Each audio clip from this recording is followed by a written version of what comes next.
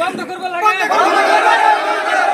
ভাঙ বেচা বন্ধ করক আখের আলী গ্রেফতার করক জান্নাত আলী গ্রেফতার করক ভাঙ বেচা নচলিব আখের আলী গ্রেফতার করবো লাগে জান্নাত আলী গ্রেফতার করবো লাগে ভাঙর দোকান সিজ করবো লাগে ভাঙারু গেটা ধরিব লাগে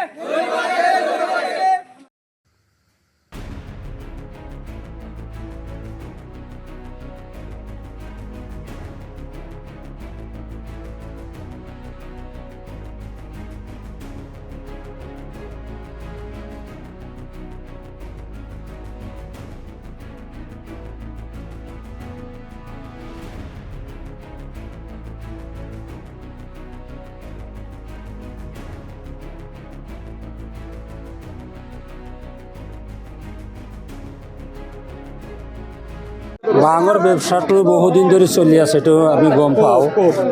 আসলে এইটো কলগাছিয়াত পৰিছে, এইটো হ্যাঁ কলগাছিয়া থানাৰ সন্মুখতেই পৰিছে আৰু এই বহুদিন ধৰি চলি আছে। মই মানে কওঁতে মানে বেয়া লাগে, মোৰ ল'ৰাটোক সেই ভাং খুৱায়, পিছতে ল'ৰাটোৰ পৰা বোলে 500 টকা পায়। তে মই কৈছোঁ ল'ৰাটো এৰিছে এইটো খোৱাটো। তে এই ল'ৰাটোৰ পৰা টকা মই ভাবিছোঁ যে টকাটো খুজিলে হ'ল, কিন্তু টকা নোখোজে। সি মানে গোটেই সৰু এই ক্লাছ 3ত পঢ়ে তেনেকুৱা ল'ৰা ছোৱালীক ল'ৰাকে ভাং খুৱাই আছে আখেৰৰ দোকানৰ পৰা। এইটো বন্ধ কৰিব লাগে আৰু এইটো ভাঙৰ দোকানটো উচ্ছেদ কৰিব লাগে। এইটো প্ৰশাসনৰ ওচৰত মই কাকতি মিনতি কৰিছোঁ। আৰু যিসকলে জড়িত আছে তেওঁলোকক মানে শাস্তি দিব লাগে আইনমতে। যিটো ক্লাছ 12ত এই বৰপেটা ৰোডৰ উত্তৰৰ মানুহ আহে ইয়াতে খাবলৈ, বঙাইগাঁৱৰ মানুহ আহে, মই চিনি নাপাওঁ। কলগাছিয়া নৱজাতীয় কলেজ আৰু এই প্ৰাইভেট স্কুলৰ ছাত্ৰ আছে, তেওঁলোকক খুৱায় তাতে। আপোনালোকে যাব, এই এতিয়া নহয় অলপ পিছতে যাব, তাৰ দোকানৰ সন্মুখত বহুকেইটা মটৰচাইকেল তাতে ৰাখি থয়। এই তাৰ দোকানত কি আছে যে গোটেই মানুহবিলাক তাতে যাই মটৰচাইকেল থুই দিয়ে ৰাতি 2টালৈকে। কি কাম আছে তাতে? আৰক্ষীয়ে দেখা নাপায় নেকি? আৰক্ষীয়ে গম নাপাওঁ আৰক্ষীয়ে কি কৰে নকৰে। এইটো সন্মুখতে আপোনাৰ তাতে থিয় হ'লেই দেখা যায়। আমগুৰি গাঁৱত মানে গাঁৱৰ মানে কিবা এটা উন্নয়নৰ কাৰণে আমি এটা কমিটি গঠন কৰিছোঁ, যুৱক কমিটি। সেইটো কমিটিৰ পৰা মানে আমি গাঁৱত মানে কিবা বেয়া কাম যদি কোনোবাই কৰে মুখেদি ভালকৈ কৈ, তাৰপিছত যদি নহ'লে আইনৰ আশ্ৰয় লওঁ। তাতে গাঁজা ব্যৱসায়ী চলে, বহুত দূৰৰ পৰা মানে গাঁজা খাবলৈ ইয়াতে আহে। তো জেন্নতৰ ৰুমটো হ'ল জেন্নতৰ, সেইজন মানুহ মানে লগতে আছে। মানুহ 2-1জন ধৰা হৈছিল, 2-1জন হাতৰ পৰা পলাইছে। মাৰপিট কৰিলে জিন্নতালীয়ে। ভাঙৰ ব্যৱসায়ী ইয়াতে নচলিব, আপোনালোকে এইটো বস্তু বন্ধ কৰি দিয়ক। সেইকাৰণে জিন্নতালীয়ে আমাক ডিঙিত ধৰি মানে গাঁৱত চলা আছিল, চলাটো ছিঙি দিছে আৰু মাৰপিট কৰিছে। মানে এতিয়া আপোনালোকে ক'ত আহিছে? আমি এতিয়া আইনৰ আশ্ৰয় ল'বলৈ খুজিছোঁ, থানাত আহিছোঁ। হয়, প্ৰতিবাদ হ'ল।